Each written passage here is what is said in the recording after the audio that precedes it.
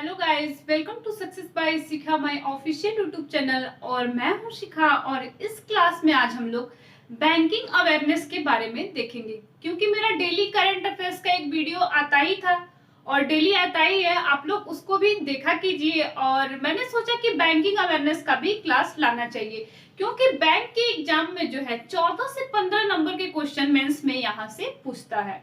और उसके बाद अगर आपका एसएससी रेलवे में देखा जाए तो वहां भी एक दो क्वेश्चन यहाँ से आता ही आता है। तो एक दो क्वेश्चन के लिए इंसान को एक बुक पढ़ना पड़ता है। तो ये तो कुछ मिनट का वीडियो होगा जो मैं एक एक करके सारा बैंकिंग अवेयरनेस का वीडियो कंप्लीट कर दूंगी। तो आज का हमारा जो टॉपिक रहने वाला है वो है हिस्ट्री ऑफ बैंक।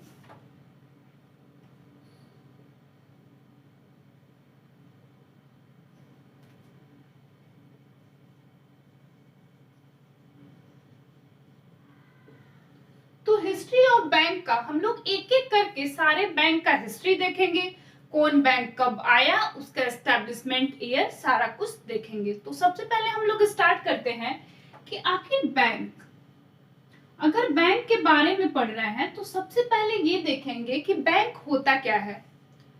आप अगर किसी से भी, जिसको जो पढ़ा लिखा ज्यादा नहीं है, उससे भी अगर आप पूछते हैं तो वो भी कुछ ना कुछ बैंक के बारे में बता ही देगा। क्योंकि आज के टाइम में हर इंसान बैंक यूज कर रहा है।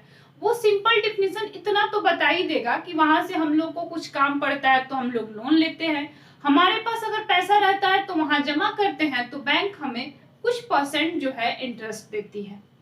लेकिन अगर वही आपसे पूछा जाए कि ये काम सच में बैंक का है क्या, कि बैंक इसके अलावा कुछ और भी काम करती है, तो अगर आप ये बोलते हो कि ये एक वित्तीय संस्था है जहां से हम लोग लोन लेते हैं और अपना पैसा जो है वहां डिपॉजिट करते हैं, तो आपके दिमाग में एक बात और आना चाहिए कि इस टाइप का तो मार्केट में और भी बहुत सारी कंपनी ये सब काम कर रही है। जैसे कि मुथूट फाइनेंस हुआ, मणिपुरम गोल्ड हुआ, ये भी तो एक बैंक की तरह ही काम कर रही है, लेकिन इसको हम लोग बैंक क्यों नहीं बोलते हैं।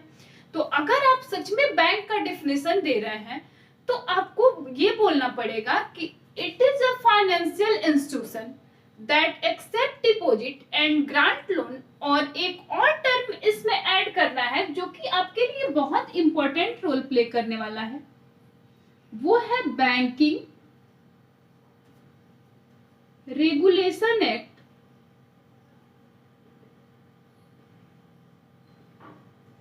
1949।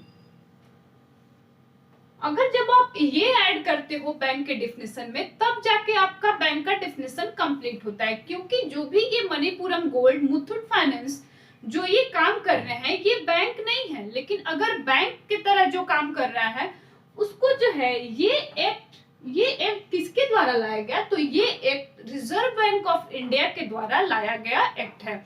और इस एक्ट में बैंक को कैसे चलना है, बैंक को किस किस गाइडलाइंस को फॉलो करना है, ये सारा कुछ इस एक्ट में बताया गया है। जो भी बैंक काम कर रहे हैं, आरबीआई जितना भी गाइडलाइंस बनाता है उसके गाइडलाइंस के तौर तरीके से ही ये काम करते हैं।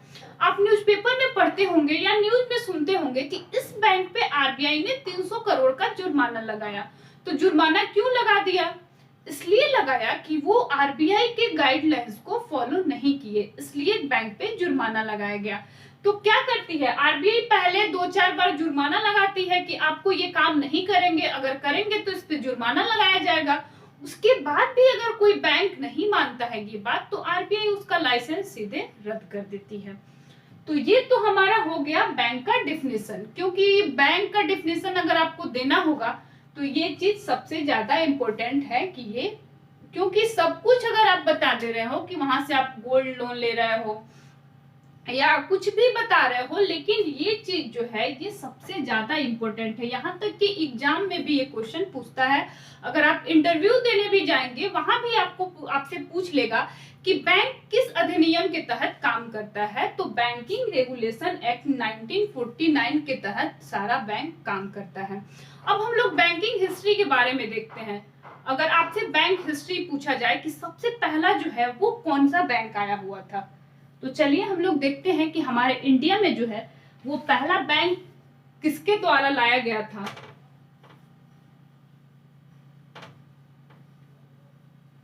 तो हमारे इंडिया में पहला जो बैंक स्टैब्लिश हुआ था वो अंग्रेजों के द्वारा किया गया बैंक था और इस बैंक का नाम था बैंक ऑफ हिंदुस्तान।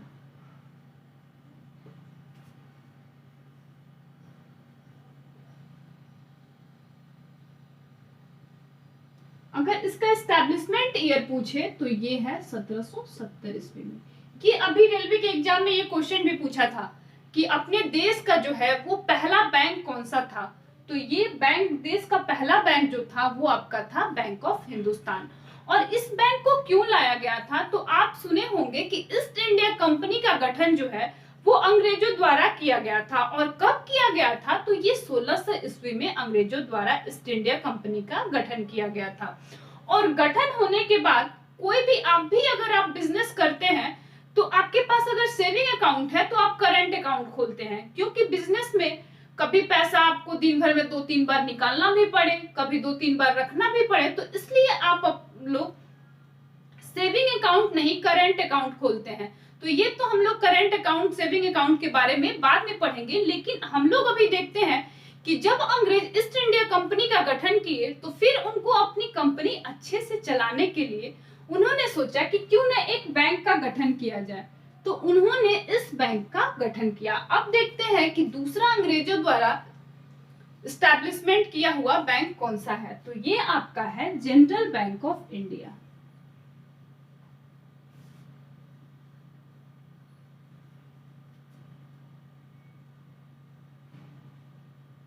और इसका एस्टैब्लिशमेंट ईयर आपसे पूछे तो इसका एस्टैब्लिशमेंट हुआ था 1786 ईस्वी में। अब हम लोग देखते हैं कि ये तो अंग्रेजों द्वारा एस्टैब्लिश किया बैंक है, लेकिन अगर आपसे क्वेश्चन पूछता है कि भारत का पहला जो है वो कॉमर्शियल बैंक कौन है जो भारत में एस्टैब्लिश हुआ, तो वो आपका हो जाएगा पंजाब नेशनल बैंक।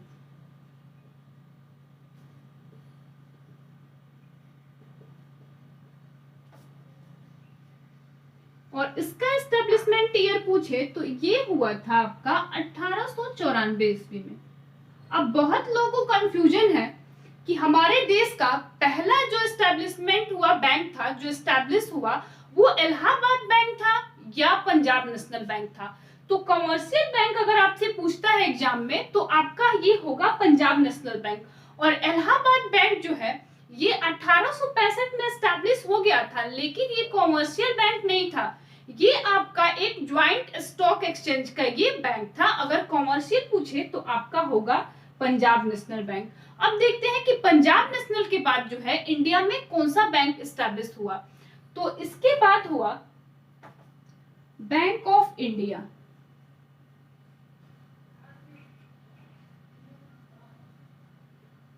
और बैंक ऑफ इंडिया का एस्टैब्लिशमेंट ईयर पूछे तो ये होगा 1906 में। और अगर आपसे पूछा जाए, क्वेश्चन अगर पूछे कि पहला ऐसा कौन सा बैंक है जिसने जाके विदेश में अपना शाखा खोला, तो वो आपका आंसर होने वाला है बैंक ऑफ इंडिया। और देखते हैं कि बैंक ऑफ इंडिया जो है ये अपना शाखा विदेश में कहां पे खोला और किस ईस्वी में इसके द्वारा खोला गया। तो बैंक ऑफ इंडिया 1906 में इसका एस्टैब्लिशमेंट हुआ और ये अपना शाखा जो है ये लंदन में खोला। और लंदन में कब खोला, तो ये 1846 ईस्वी में खोला। अब हम लोग इसके बाद आगे बढ़ते हैं, देखते हैं इसके बाद किस बैंक का एस्टैब्लिशमेंट हुआ। तो 1906 के बाद बैंक ऑफ बड़ौदा का एस्टैब्लिशमेंट हुआ।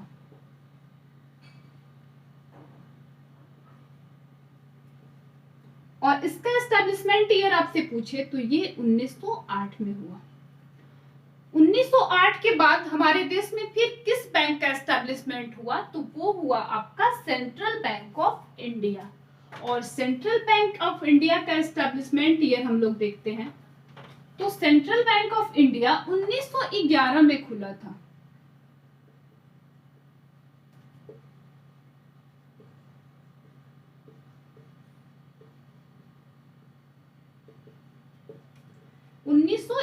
में खुला था। अब अगर आपसे पूछे कि सेंट्रल बैंक ऑफ इंडिया जो था ये हमारे देश का कौन सा बैंक था, तो वो तो हम लोग पढ़े कि पंजाब नेशनल बैंक जो था ये पहला कॉमर्शियल बैंक था। उसमें इंडियन कर्मचारी काम करते थे, लेकिन अभी भी ऑनरशिप जो था वो अंग्रेजों के हाथ में था। लेकिन अगर आपसे पूछे कि पहला स्वदेशी बैंक, क्योंकि एग्जामिनर घुमा घुमा के आपसे बहुत सारा क्वेश्चन ऐसे गलत करवाने के लिए पूछ सकता है, तो अगर पहला स्वदेशी बैंक आपसे पूछा जाए कि कौन सा बैंक है, तो ये आपका होगा bank of India. Sorry, bank of India नहीं, सेंट्रल बैंक ऑफ इंडिया जो है ये आपका पहला स्वदेशी बैंक होगा। अभी हम लोग ने पढ़ा कि बैंक ऑफ इंडिया जो है वो सबसे पहली बार अपना शाखा विदेशों में खोला। अगर आपसे आज के डेट में पूछा जाए कि आज के डेट में सबसे ज्यादा जो ब्रांच है वो किस बैंक का विदेशों में है, तो आपका आंसर होगा कि एसबीआई। और सेकंड नंबर पे किसका शाखा है, तो वो होगा आपका बैंक ऑफ बड़ौदा। अब हम लोग चलते हैं 1911 के बाद, देखते हैं कि 1911 के बाद कौन सा बैंक इंडिया में एस्टैब्लिश हुआ, तो वो हुआ आपका यूनियन बैंक ऑफ इंडिया।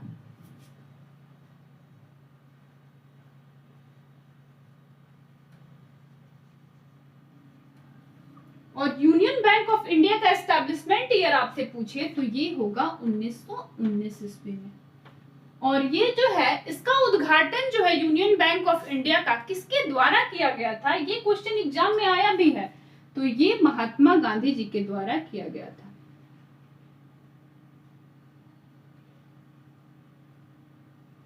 और इसका हेडक्वार्टर कहाँ था, तो इसका हेडक्वार्टर जो था ये था मुंबई में।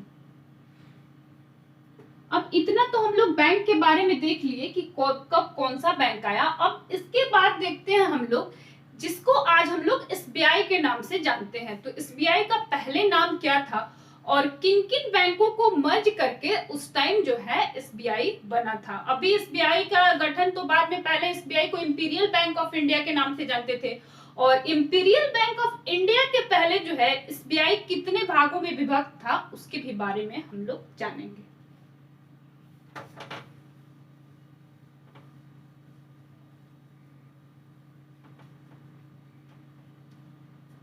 तो 1921 में जो है इंपीरियल बैंक ऑफ इंडिया बना था,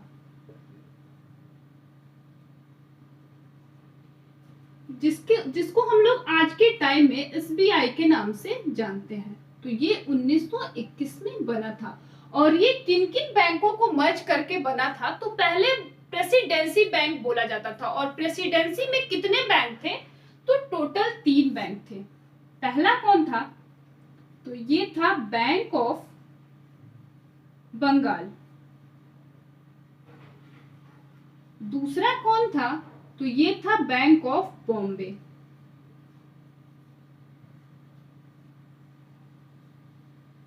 और तीसरा कौन सा था, तो ये था बैंक ऑफ मद्रास।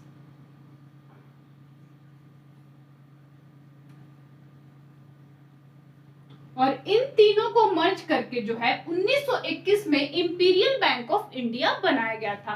अब हम लोग इसका एस्टैब्लिशमेंट ईयर भी देखते हैं, क्योंकि एग्जाम में ये भी पूछ सकता है। तो बैंक ऑफ बंगाल का एस्टैब्लिशमेंट ईयर है 1806 और इसका है 1840 और इसका है 1843। ये तो हम लोग देखे कि कब कौन सा बैंक एस्टैब्लिश हुआ। अब देखते हैं कि इसमें आगे की कहानी क्या थी।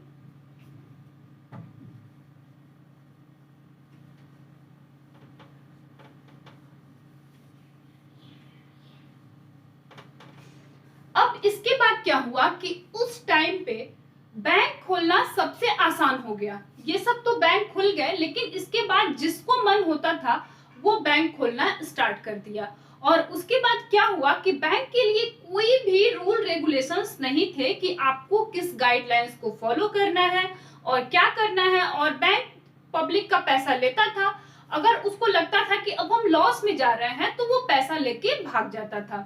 फिर क्या हुआ कि कुछ दिन ऐसे चलता चला गया। उसके बाद पब्लिक जो है वो गवर्नमेंट के पास शिकायत करने पहुंची कि ये कौन सा बैंक है, ये तो हमारा पैसा ही लेके भाग जा रहा है, तो इसके लिए आपको कुछ कदम उठानी चाहिए। तो उस समय क्या हुआ कि एक कमेटी बैठी जिसका नाम था हिल्टन यंग कमीशन।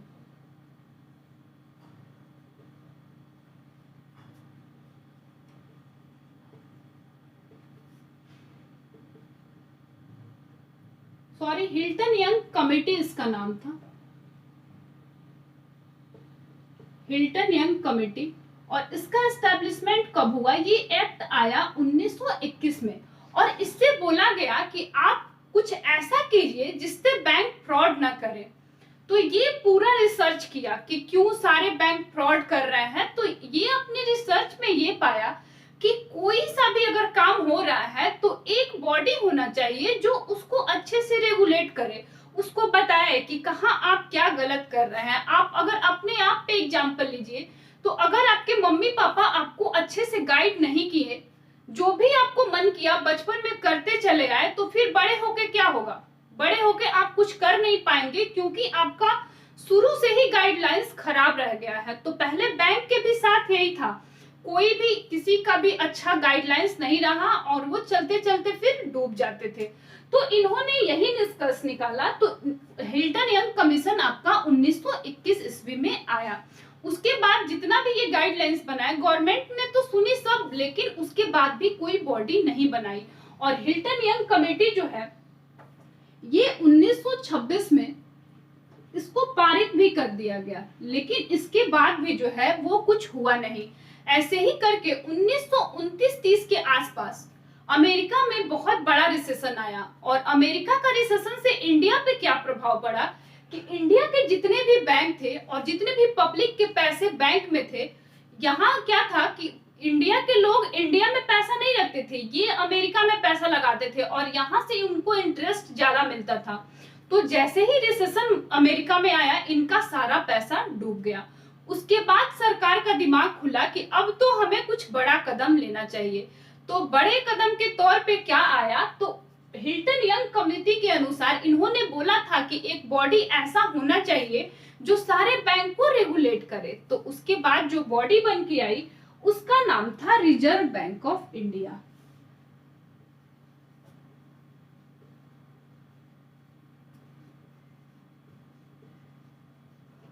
और ये हिल्टन यंग कमेटी के द्वारा जो है ये रिजर्व बैंक ऑफ इंडिया का एक्ट लाया गया। कब एक्ट लाया गया? तो 1934 ईस्वी में।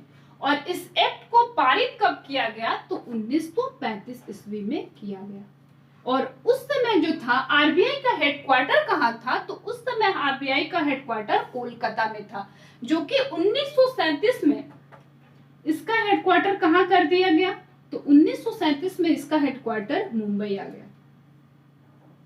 और आज भी आरबीआई का अगर हेडक्वार्टर आपसे पूछे तो आरबीआई का हेडक्वार्टर जो है ये मुंबई में भी है, मुंबई में ही है। अब हम लोग चलते हैं, देखते हैं कि आरबीआई जब एस्टैब्लिश्ड हुआ तो कितने पूंजी के साथ हुआ, क्योंकि ये एग्जाम में पूछता भी है और आपको ऐसे भी पता होना चाहिए। अगर आप हमारे अपने देश में है तो इसके बारे में हर कुछ पता होना चाहिए। तो रिजर्व बैंक ऑफ इंडिया का उस टाइम जो है आरबीआई का टोटल कैपिटल कितना था? तो ये 5 करोड़ था। अब आपके दिमाग में एक क्वेश्चन आ सकता है कि ये 5 करोड़ गवर्नमेंट ऑफ इंडिया का था या प्राइवेट सेक्टर का था। तो सोचिए, हमारे देश में आजादी के पहले 1935 ईस्वी में गवर्नमेंट के पास 5 करोड़ तक रुपए नहीं थे कि वो आरबीआई को टोटल अपने से बना पाए। तो इसमें क्या था कि इसमें लगभग जो है जितना भी पैसा था उसका 20 से 22 लाख ही गवर्नमेंट ऑफ इंडिया का था, बाकी सारे प्राइवेट सेक्टर्स के थे। अब आप सोच सकते हैं कि प्राइवेट सेक्टर के थे तो फिर भी ये आरबीआई तो बना, लेकिन गवर्नमेंट ऑफ इंडिया अपने हिसाब से आरबीआई को नहीं चला सकती है। फिर भी गवर्नमेंट ऑफ इंडिया ने बोला कि आप क्या कीजिए कि आपके पास जितना भी बैंक आपके गाइडलाइंस को फॉलो कर रहा है, जितना भी आपके अंडर में बैंक है, उसको आप बोलिए कि वो जाके गांव में अपना शाखा खोले। और गांव में शाखा क्यों खोले, इसके पीछे का भी मैं रीजन बताती हूँ कि आज भी जो है हमारे इंडिया में 68% जो है जनता कहाँ रहती है? गांव में रहती है। और 32% जो है वो अर्बन में रहती है, यानी शहरों में रहती है। तो शहर के लोग के पास तो पैसा है, यहाँ तो बैंक अपना प्रॉफिट बैंक को हो ही रहा है, लेकिन गांव के लोग आज भी बहुत गरीब हैं, वहां पैसा नहीं है, वहां पे कोई इंडस्ट्री नहीं है। तो कोई इंडस्ट्री को सही से चलाने के लिए वहां बैंक का बहुत जरूरत है।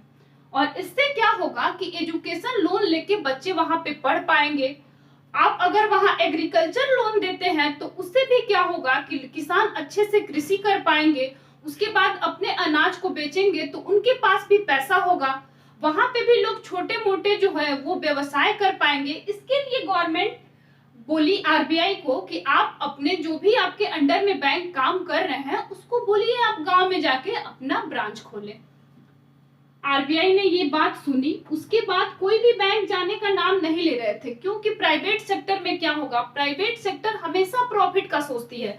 गवर्नमेंट ऑफ इंडिया ये चाहती है कि प्रॉफिट के साथ साथ जनता का भी भलाई हो। आज भी देखिए प्राइवेटाइजेशन का इतना लोग मतलब बोल रहे हैं अच्छा है अच्छा है, अच्छा तो है, लेकिन ये चीज सोचना चाहिए कि गवर्नमेंट ऑफ इंडिया के हाथ में जो भी सेक्टर रहता है तो वो प्रॉफिट के साथ साथ लोगों की भलाई भी देखती है। उस समय भी यही हुआ। और आज के लिए इतना ही, क्योंकि ऐसे वीडियो बहुत बड़ा हो जाएगा और फिर इससे आगे हम लोग क्लास जो है ये कंटिन्यू करेंगे। और हाँ, अगर मेरा कंटेंट अच्छा लगे तो चैनल को लाइक शेयर सब्सक्राइब जरूर कीजिएगा।